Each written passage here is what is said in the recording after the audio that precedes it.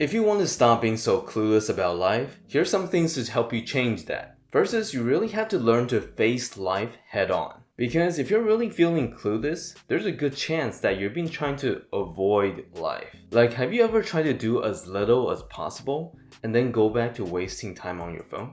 You did that in school and it wasted everyone's time, including your own. So you want to stop it right now if you don't want to screw up the rest of your life. This means that in whatever that you do, face it and actually try to learn it. Put in effort. I don't care if this is lifting weights, taxes, or cooking. The amount of effort that you put into what you're doing right now is directly proportionate to how clueless you'll feel later on. If you look at the reality of this world, people are not going to force you to learn anything, nor do they care. The only way that you're able to pick yourself up is how much effort you're willing to put into your own life. Some people, they tell me it's about how much time you put in. I don't think so. I've seen people do a crap job at their work for like 5 years. It's not time, it's effort. If you're looking to become a man that knows their way around the world, hit that subscribe button. The next thing that you should do is you should immediately apply what you learned. Because some of the most useless thing that you could do is you learn something and then you do absolutely nothing with it. If I can just get stronger by watching a workout video, heck yeah, I'll totally do that. But of course that is not gonna happen. If you go online, watch a bunch of tips, and do nothing, then how are you any different than someone who hasn't watched those videos? You're feeling clueless right now because you have no real life experiences. So you really want to make this into one of your habits. In whatever you're learning from, books, audiobooks, videos, find a way to practically apply it immediately. And I know that there's always the initial hurdle of I don't have all the equipment, but if you're honest with yourself, you know that most of it is you giving yourself excuses and a way out. Just use what you have right now and try it. The next way to not be clueless is try to really teach and share what you have learned.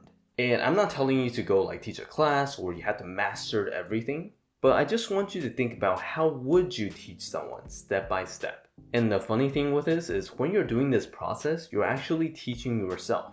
Listing out all the instructions, reorganizing them by sequence, and then listing out what you need to do. The more you're willing to do this, the more confidence that you'll develop within yourself, and you'll feel less clueless about the world.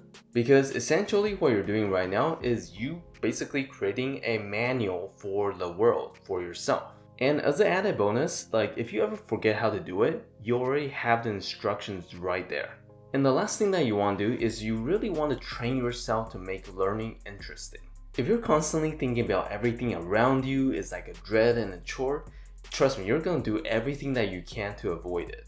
And right now with our current educational system, it is amazing at teaching people how to hate learning.